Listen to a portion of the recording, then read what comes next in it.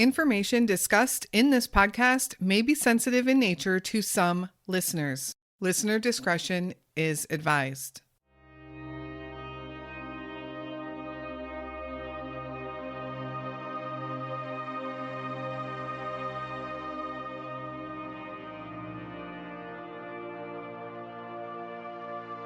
Phyllis Brewer went out for a walk on June 13th, 1981, and never returned. At least, that's what detectives believe happened. The problem is, no one knew that Phyllis was even missing until 2014, some 33 years later.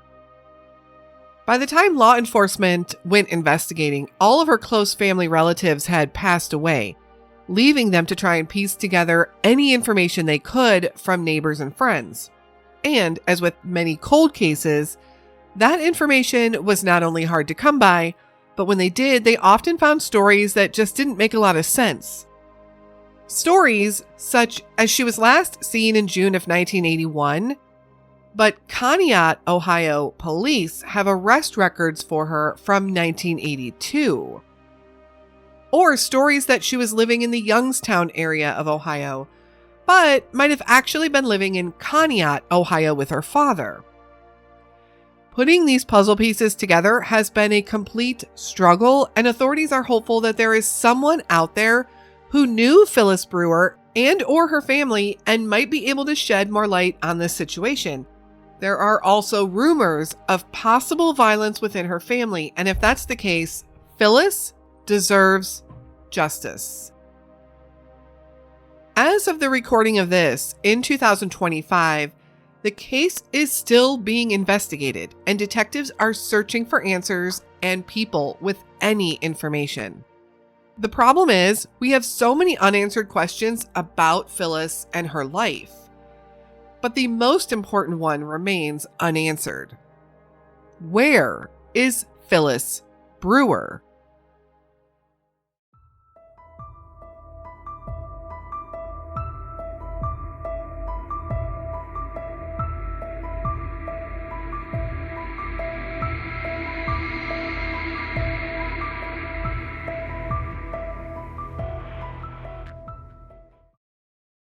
Phyllis Brewer was born on August 28, 1961. It appears that she lived in the Youngstown area of Ohio near the Pennsylvania border, and she attended North High School in Youngstown, at least until her senior year of high school.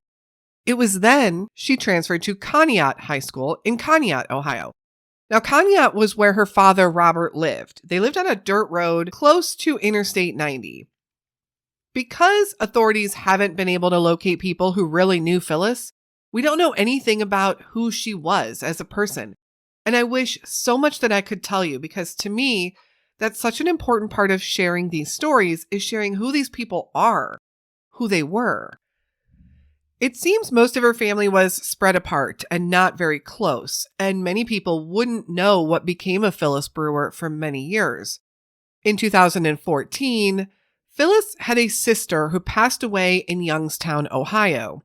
The Mahoning County Coroner's Office began looking for next of kin to let family know. They had a hard time finding anyone, but they did come across the name Phyllis Brewer, and they learned that this was her sister. The search began for Phyllis, but little did the coroner know the search was going to be much more than a search for a death notification. This was going to turn into a missing person search very quickly. As they tried to track down Phyllis, they couldn't find anyone who had seen her after 1981. It was decided at that time to alert the Mahoning County Sheriff's Office. But the mystery of Phyllis Brewer only grew from there. Detectives started digging in, trying to find anything they could about Phyllis, and soon, detectives learned that it seemed the last credible sighting of Phyllis was her leaving a family member's home on North Hubbard Road in Lowellville, Ohio. The date was June 13th, 1981. But they couldn't find out anything beyond that. And when a local news organization heard about Phyllis's story and started doing some digging of their own, they also uncovered something else.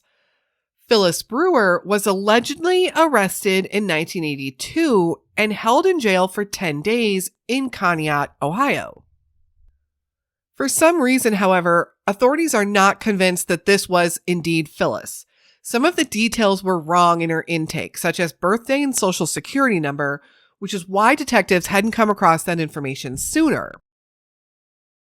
So were those entries just an error, or was this not even Phyllis at all?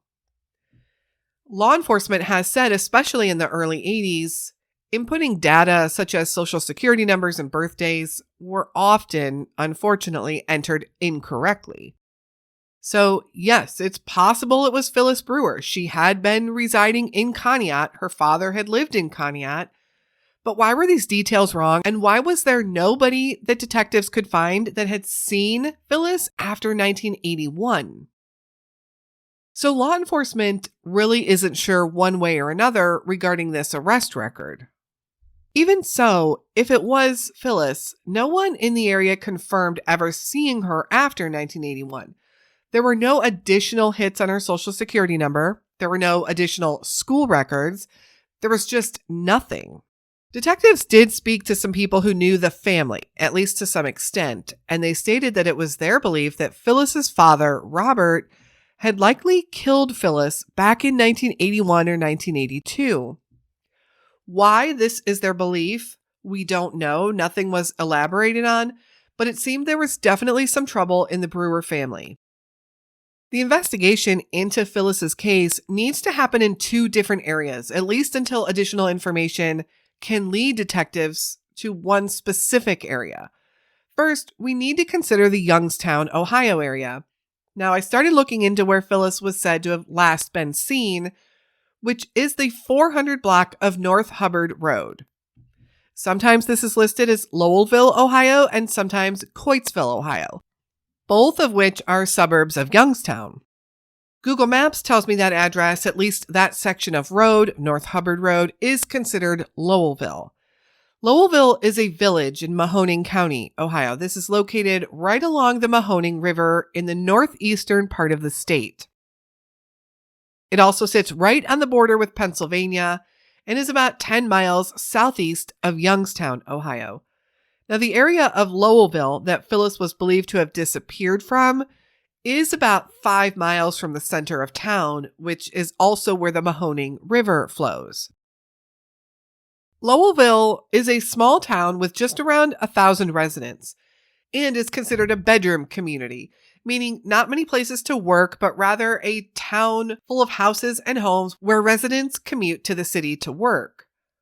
The proximity to the Pennsylvania state line sometimes complicates missing persons or cold cases in this area, since jurisdiction can overlap depending on where evidence or witnesses are found.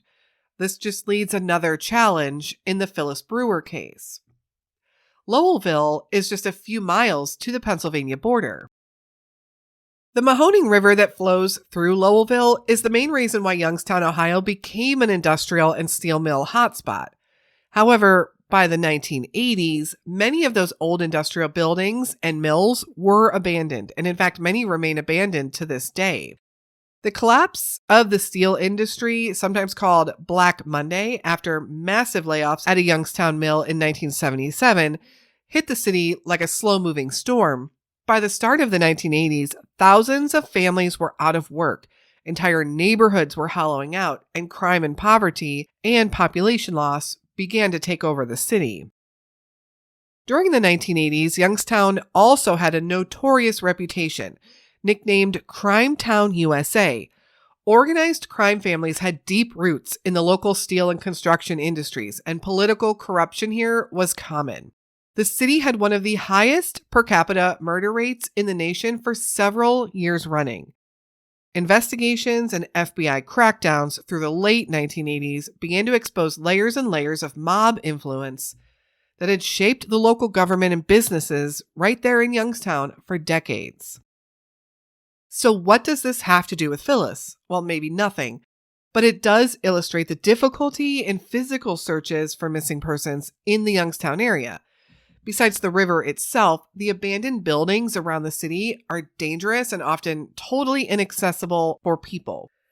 Inside these old warehouses and mills that have been abandoned, the air is thick with rust and dust. The floors are slick with oil residue and rainwater. There are open elevator shafts, there's unstable catwalks, and there's rotting staircases, making every step a danger for search and rescue teams. Some of these sites still hold old machinery, and many are covered in vines and graffiti. In the dark corners of these abandoned buildings are often drop-offs, pits, or totally collapsed sections where you can't see anything. But perhaps Phyllis didn't disappear from the Youngstown area. Perhaps she disappeared from Conneaut, Ohio. She was believed to have been living there with her father in 1981, and she may or may not have been arrested there in 1982. But the Conneaut, Ohio area poses its own search challenges. Conneaut, Ohio sits up on the borders of Lake Erie, about 60 to 70 miles north of Youngstown. Lake Erie, of course, would pose its own challenges regarding searching for missing persons. The lake is often murky with strong and shifting currents, depending on the weather. It is the shallowest of the Great Lakes, which also affects those shifting currents. And the lake also freezes over in the wintertime, posing different challenges for searching. And authorities have stated that, yes, it's absolutely possible a body could be in the water and stay concealed for decades or even longer. The surrounding countryside of Conneaut is heavily wooded and agricultural. It's farm country. Quiet back roads, barns, old farmhouses scattered between stretches of vineyards and open land. It's really hard to say if any of these areas are relevant to Phyllis's case without knowing more about her movements when she was last seen. Out of curiosity, I did dig through some historical records to see if there were any other missing girls or young women in the area at that time frame. And truly, I couldn't find any similar cases, and I checked both Youngstown and Conneaut areas. Phyllis Brewer seemed to be a lone case out of that area at that time, making her disappearance more likely caused by someone she knew or because she left the area on her own accord and traveled elsewhere. And it is truly possible that Phyllis left on her own accord, especially if there was trouble at home. Perhaps her home life was just too much for her. But it's also possible that something bad happened to Phyllis, especially considering that there is no trail to follow regarding any movements she may have had after the early 1980s. The sad reality is we don't know when she vanished, we don't know where she was, and we don't know anything about her life at that time that might provide us some additional clues or point us in a certain direction. And detectives have checked records all over, marriage records, driver's licenses, social security, and even death records, and they have found nothing. They have also compared some family DNA to any Jane Does in the area and have had 0 hits. Her disappearance has remained a mystery for so many years, but there is someone out there that might just have the key to solving this case. And truly, any information at all regarding Phyllis Brewer or her family might help detectives go in a certain direction. You might have the key and you might not even know it. Phyllis Brewer is described as a 19-year-old Caucasian girl with blonde hair in 1981. She stood 5 foot 6 inches tall and she weighed around 130 pounds.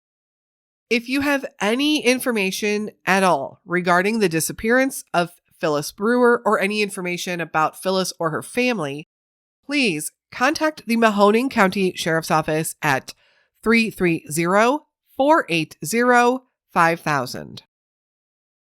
Thank you so much for listening to the story of Phyllis Brewer today and for supporting our show and our mission, which is to continue to raise awareness and tell these stories. We will be back again very soon with another unsolved missing persons story. And until then, stay safe and hug your loved ones.